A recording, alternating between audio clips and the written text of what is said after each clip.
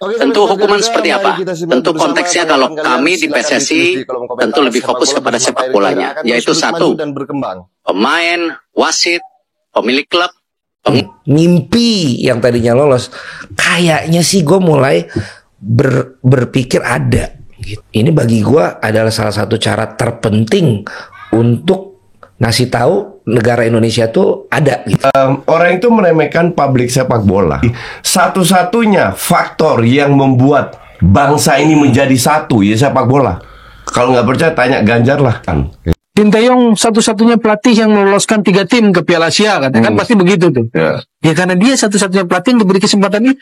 Tetapi kalau ada timnas itu dan itu berhenti, jadi kita mesti. Samsir Alam. 3 kata untuk Bung Toel. Apa tuh? 1. Apaan sih? Oh. Sumpah. Gak percaya gue sekarang sama omongan Pak Erick Thohir nih. Waktu itu dia bilang, Let's go Holland and let's go Indonesia. Oke, sahabat-sahabat Garuda, dimanapun kalian berada, semoga tetap sehat selalu dan aktivitas kalian berjalan lancar. Dan sahabat-sahabat Garuda, timnas Indonesia akan terus menjaga asa lolos ke Piala Dunia. Amin. Dengan harapan besar, dengan usaha-usaha besar, dan usaha-usaha silent operation dari Pak Erick Thohir di bawah komandonya di masa jabatannya di PSSI, dan juga kontribusinya beliau kepada timnas Indonesia sungguh sangat luar biasa. Dan titisan-titisan beliau sudah sangat jelas. Dan di mana timnas Indonesia akan terus melaju fokus ke depan untuk menatap bagaimana timnas Indonesia ke depannya. Dan tentunya ini para supporter timnas Garuda fan, Ultras, kemudian La Grande dan juga Kasual, mari kita bersatu. Jangan mudah terprovokasi dengan omongan-omongan yang tidak mendasar atau omongannya tersebut adalah ngaco. Mereka yang mendadak menjadi pengamat analisa dari sepak bola kita, mungkin mereka adalah bermimpi di siang bolong, mengomentari, mengkritik persoalan naturalisasi. Toh pada saatnya ketika timnas Indonesia bangkit seperti ini, kenapa baru sekarang, Pak? Bukan dari dulu. Timnas Indonesia, Pak, tidak bisa diganggu-gugat dengan kepentingan-kepentingan Bapak dalam persoalan politiknya. Tidak bisa diganggu-gugat dengan kepentingan pribadinya. Tetapi ini adalah yang dilakukan Pak Erick Thohir adalah kepentingan masyarakat Indonesia yang menjadi supporter atau menjadi penggila bola. Bapak yang mengkritik timnas Indonesia kemarin persoalan naturalisasi, terutama Pak Rocky Gerung dan juga Pak Erick Bung Toel dan juga Pak Peter Gonta, yang secara mendasar dasarnya adalah ujaran kebencian yang dilakukan oleh Bung Toel. Dan ketika Bung Toel ketika menganalisa atau memprediksi ketika permainan Australia kemarin dengan timnas Indonesia, secara tidak langsung Bung Toel lebih memprediksikan bahwa Australia menang tipis. Kalian sudah tahu kan komentarnya seperti video-video sebelumnya. Dan sahabat-sahabat Garuda, ini adalah titisan bagaimana Pak Erick Thohir membangun sepak bola. Dan mungkin yang mereka maksud adalah bibit-bibit. Sehingga pantas saja Pak Erick Thohir mendatangkan pemain diaspora. Dan bibit-bibit itu kemarin terjadi di PON Aceh versus Sultan. Dan kita melihat bersama kejadiannya. Itu sungguh di luar dugaan. Dan kalau terbukti mafia-mafia ini akan habis, akan dibabat habis.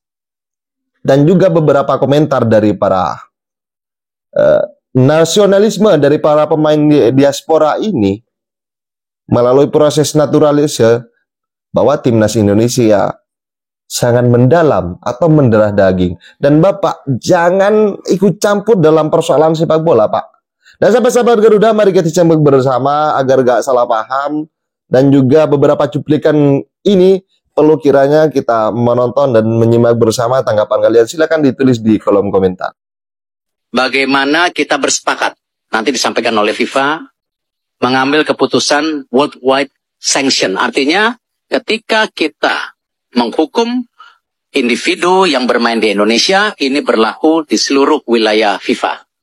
Tentu hukuman seperti apa? Tentu konteksnya kalau kami di PSSI tentu lebih fokus kepada sepak bolanya. Yaitu satu, pemain, wasit, pemilik klub, pengurus termasuk saya, semua pelatih yang jelas-jelas terkena permainan daripada mengatur skor ini dihukum seumur hidup.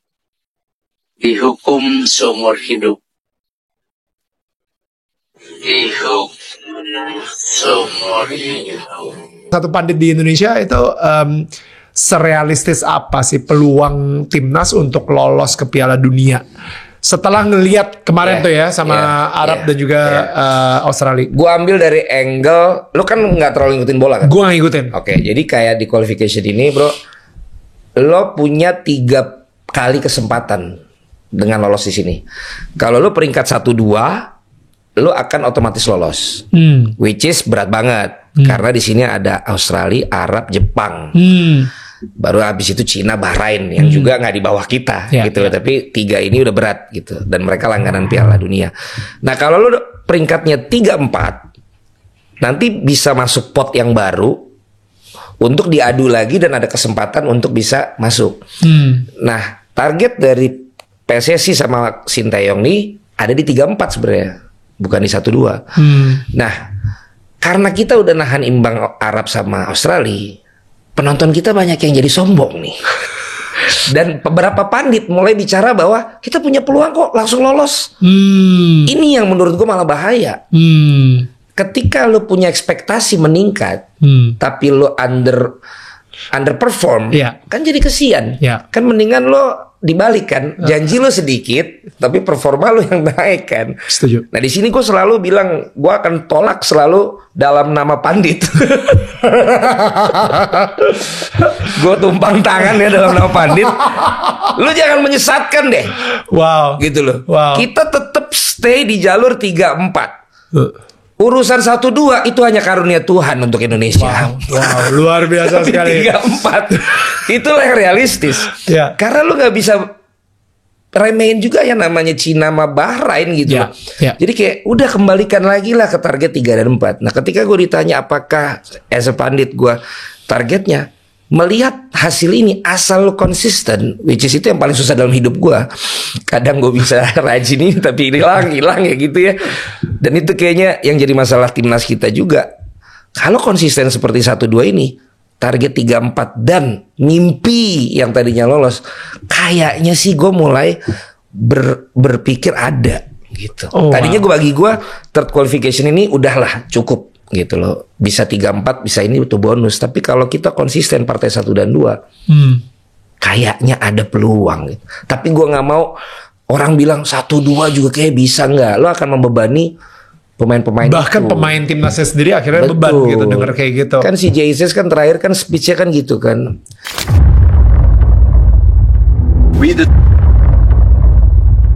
We deserve to be here. We've worked so hard to be here.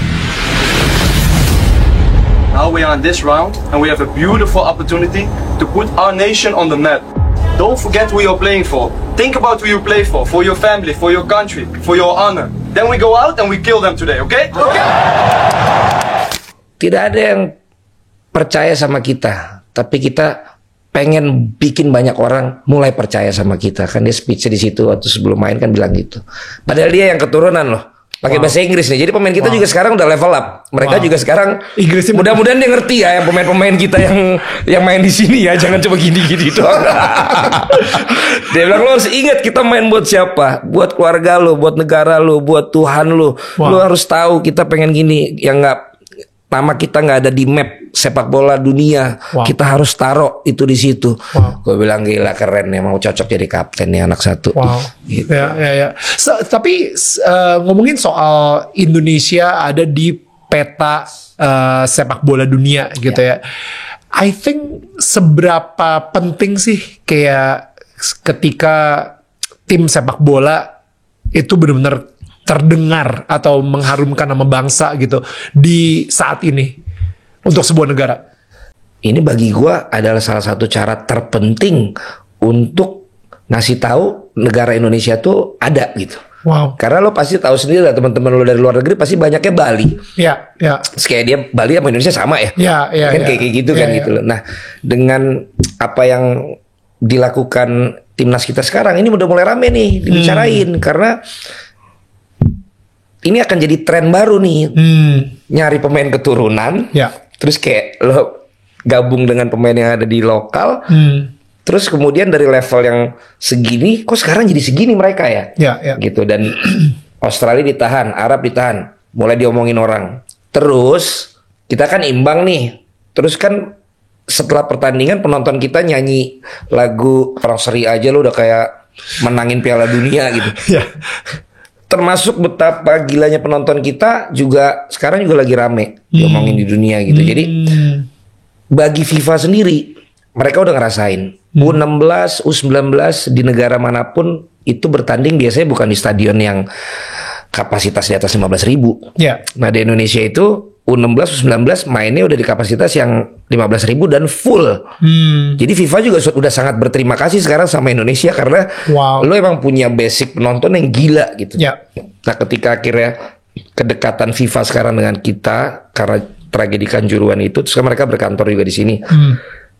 Gue rasa akan banyak support dari mereka supaya kita bisa di-push ranknya untuk bisa kayak ya lu naikin deh karena mereka sadar kalau kita sampai bagus secara rank, secara prestasi juga, FIFA-nya juga nambah populer dan keuntungan yang mereka bisa dapat juga semakin gila karena ini kan ujung-ujungnya tetap industri juga.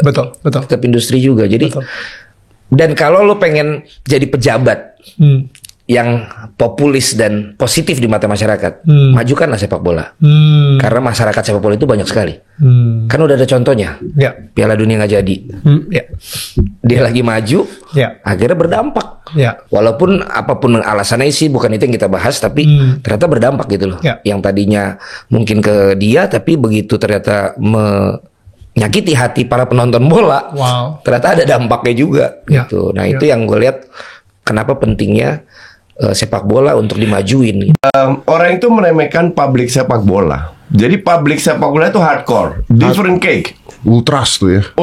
Ultras dalam arti mereka nggak peduli dengan politik, dengan entertainment, dengan apa enggak. Bola is bola. Don't touch our area. Gitu. Nah kalau masuk dengan lagu-lagu yang nggak ada korelasinya, ngamuklah mereka. Tapi kan sebenarnya lagu pertamanya itu bola itu loyalitasnya tinggi. Satu-satunya faktor yang membuat bangsa ini menjadi satu ya sepak bola. Setelah pemilu fitnah hajar-hajar ke sepak bola, bahkan fans gue yang benci gue sama yang ngefans sama gue, kardus sama domba, ini bersatu untuk dukung timnas sepak bola. Iya. Kalau nggak percaya tanya Ganjar lah. Crowd sepak bola kayak apa? Itu kan diremehkan. Sinteyong satu-satunya pelatih yang meloloskan 3 tim ke Piala Asia kan pasti begitu tuh. Ya karena dia satu-satunya pelatih yang diberi kesempatan ini. Kalau mau lebih besar kepala, mana yang lebih besar kepala tahun 85? Generasi Hermansyah kipernya. Heri Kiswanto, Rudi Nere, Eli Idris, Bambang Nurdiansyah, Wahyu Tanoto, Dede Sulaiman. Selangkah lagi ke Piala Dunia 86. Coba selangkah lagi. Kalau mau bicara lebih dekat, itu yang paling dekat generasi itu. Saya melihat perkembangan timnas cukup baik gitu. Artinya setelah kita sekian lama nggak lolos Piala Asia, kita lolos lagi. Tapi kita bicara dalam gambaran besar, menurut saya timnas ini proses itu sudah benar. Makanya saya khawatir kalau kemudian ada suara-suara yang mengatakan bahwa diganti aja lah gitu. Jujur saya khawatir. Kenapa? Karena mulai lagi dari awal. Karena pengalaman saya mengatakan bahwa itu bukan menjadi solusi yang tepat. Bung Toel itu siapa, coach? Saya dengar-dengar dia itu komentator bola ya. Bukan mafia kan? Atau mafia bola? Saya nanya loh. Nggak tahu juga ya. Tapi Bung Toel itu teman kita lama. Kita 2010 sama dia ke Eropa ya, ke nonton bola. Spanyol. Ke Spanyol. Jadi udah teman kita lama. Gue udah kenal dia udah lama banget lah. Gue juga bingung kenapa dia jadi berubah sekarang. Tapi apa di belakang itu gue nggak tahu. Cuman untuk gue sih gini, beda pendapat is okay karena pendapat gue pun juga sering berbeda. Ya pasti. Tapi harus ada correlate dengan isunya dong. Dan gue merasa dia itu udah absurd alasan-alasannya. Gue kalau berapa kali gue ditelepon sama TV, gue fair aja, gue buka aja di sini. Gue bilang gue mau datang, tapi gue nggak mau ada dia. Nggak mau ada. Ya. Bung Toel. Ini sekali lagi bukan masalah pribadi. Tapi gue merasa nggak nyambung diskusinya. Jadi bukan diskusi ya? Bukan diskusi untuk gue. Kalau misalnya ada naturalisasi, tentu ya ada sesuatu yang tidak fit and proper dengan prinsip-prinsip patriotisme itu. Betul bahwa olahraga sepak bola itu udah mendunia dan orang akan saksikan itu kegembiraan di lapangan. Tetapi kalau ada timnas itu dan dianggap bahwa timnas itu harusnya datang dari bibit-bibit kita. Dan karena belum ada bibit maka kita naturalisasi. Itu juga semacam pembenaran sehingga pembibitan itu berhenti. Jadi kita mesti anggap bahwa walaupun kita kalah melulu, tetapi kita ada upaya untuk menghasilkan prestasi melalui pembibitan, melalui kurikulum yang bahkan bisa dibantu. Bagi saya, mau itu lokal, mau itu asing, atau bahkan dari planet lain sekalipun, selama dia membawa nama bangsa dan negara Indonesia dan berhasil mengharumkannya dengan prestasi, maka wajib hukumnya bagi kita untuk memberikan dukungan dan apresiasi yang setinggi-tingginya. I mean, to be honest, I think it was before the Asia Cup. There was a lot of comments that, let's say, the diaspora and the locals, and that was very not painful, but in a way frustrating to hear, because in the team itself, it is not like that. It is not like that. And that really changed us, this critique we received as a team. And we also posted as a team on our social media, everybody with the same text, with the same intention. And since then, I'm happy that conversation or that subject has been thrown away. And like you mentioned, it's nice to see and hear that it is present, that people can see we are a team. Sangat mengejutkan, beginilah pendapat para legenda timnas Indonesia yakni Boas Salosa, Budi Sudarsono, dan Bambang Pamungkas tentang timnas Indonesia yang saat ini diarsiteki Sinteyong. Menurut mereka, timnas Indonesia di bawah asuhan Sinteyong mengalami banyak perubahan ke arah yang positif. Perlu diketahui pelatih asal Korea Selatan tersebut mulai mengasuh timnas Indonesia pada 1 Januari 2020. Sinteyong telah memimpin tim Garuda dalam 36 pertandingan di seluruh ajang. Dari jumlah tersebut, Sinteyong berhasil membawa timnas Indonesia meraih 18 kemenangan, 9 hasil imbang dan menelan 9 kekalahan. Bahkan dalam 5 laga terakhir, tim Merah Putih memetik 2 kemenangan, 2 hasil imbang dan hanya sekali kalah.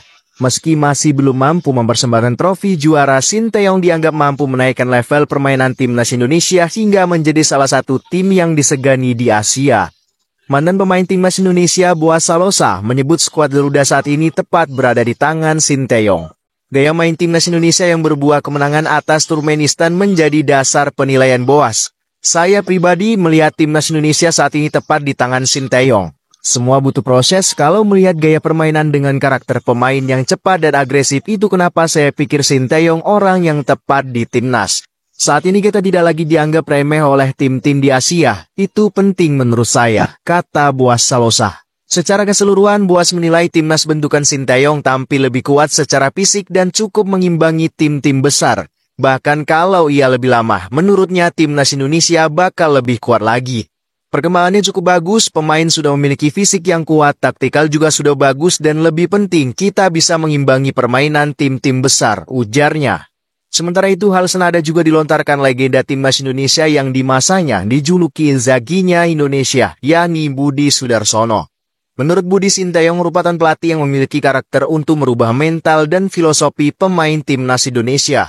Saya melihat timnas Indonesia saat ini sudah siap untuk melawan siapa saja di level Asia. Kata Budi Sudarsono, Sinteyong berhasil merubah karakter timnas Indonesia yang biasanya minder dulu sebelum bertanding.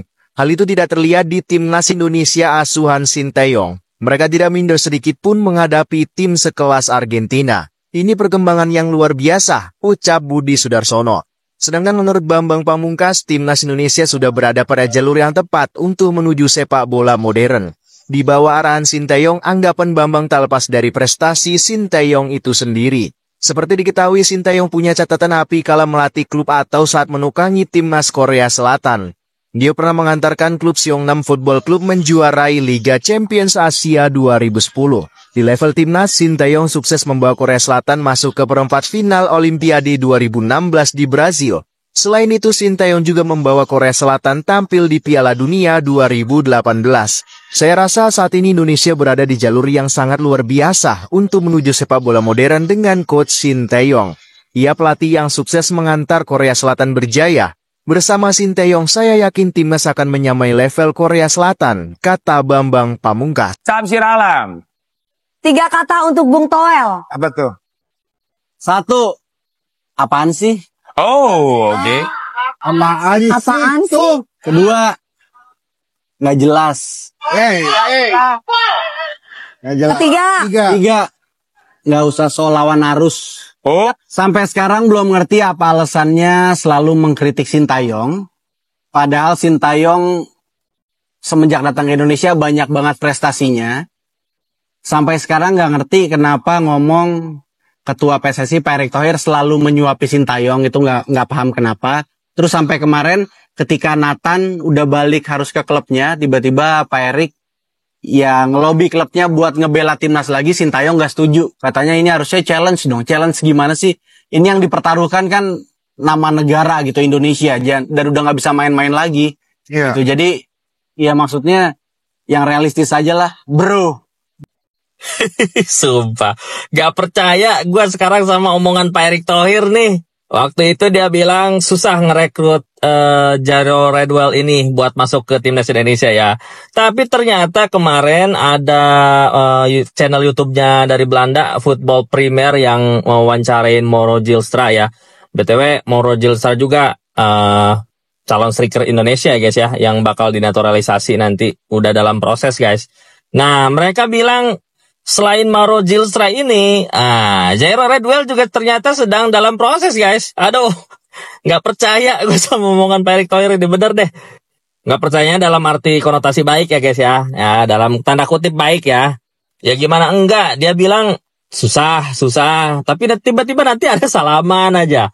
Ini kalau yang nggak tahu, dia ini pemain bagus guys ya. Jairo Redwell ini pemain bagus. Kata Coach Justin juga, dia ini pemain bagus nih. Dia pernah 7 tahun main di Crystal Palace ya di Liga Inggris guys. Tapi sekarang dia udah pindah ke Royal Antwerp di Liga Belgia. Ini pemain udah mateng. Kalau misalkan seandainya dia jadi, lini tengah kita nggak tergantung lagi sama Tom Haye guys. Jadi beban Tom Haye nanti main di lapangannya terbagi sama Jairo Redwell ini. Kalau lo nggak percaya, lihat di Instagramnya ya. Jangan salah fokus sama gambar di Instagramnya, tapi lihat dia cuma nantumin bendera Indonesia di bio-nya guys. Apakah itu sebuah tanda tanda? Kita doain aja ya. Halo, pecinta bola. Pernah dengar nama Miss Hilgers? Waktunya kenalan nih. Miss Hilgers lahir dan besar di Belanda, tapi dia memilih bermain untuk Indonesia. Loyal banget kan? Masih muda, baru 23 tahun, tapi kemampuan bertahannya udah bikin heboh. Bakat muda yang luar biasa. Hilgers bisa main sebagai bek tengah dan bek kanan. Serba bisa ya. Dan jangan lupa, dia jago banget melakukan tackle bersih. Nggak neko-neko, main bola aja. Ayahnya orang Belanda, ibunya orang Indonesia, jadi dia dapat yang terbaik dari dua budaya. Hebatnya lagi, dia lancar berbahasa Belanda dan Indonesia. Pesepak bola bilingual sejati. Jadi awas ya, perhatikan Miss Hilgers baik-baik. Indonesia punya pemain berharga nih. Sampai jumpa.